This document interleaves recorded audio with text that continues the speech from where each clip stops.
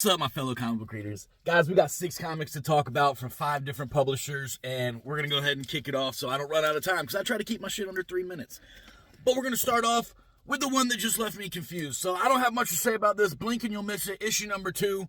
I don't know if the main character is actually the main character. She's kind of even says herself she's living a life that she doesn't understand, and she's living a life in reverse. Like, she's this old lady, and then by the end of the issue, she's like a 30-year-old, I don't know, and like it's just so confusing.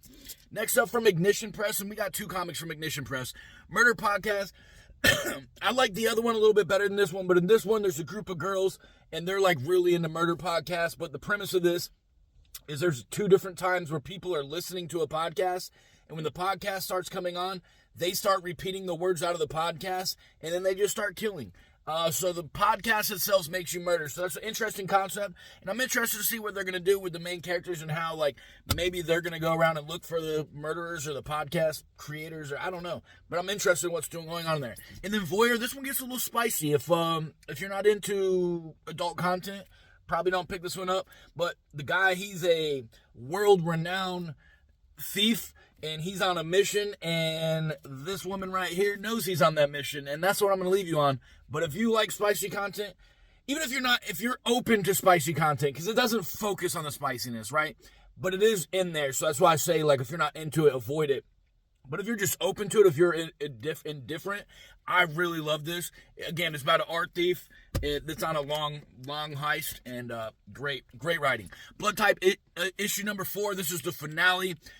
Ada is a dark vampire. She goes onto an island, and she runs into humans that have vampire powers, and then it kind of brings up her history, and then her history comes back to bite her in the ass.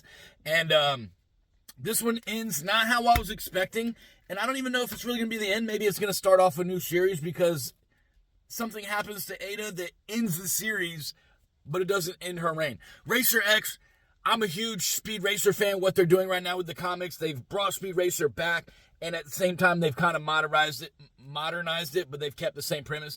Racer X goes into Racer X. If you watch Speed Racer, you know who he is, and it doesn't ruin any of the story, but it shows you like how he's tied into the Speed Racer family, as well as gives you his story of who he is and how he became who he is. Texarkana, this is probably my favorite read. This really reminds me of like a John Constantine / Supernatural hybrid.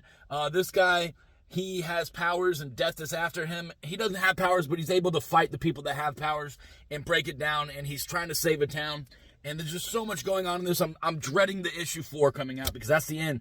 But guys, even if you're not going to read those, pick something up, read it, stimulate that mind, and have a great day.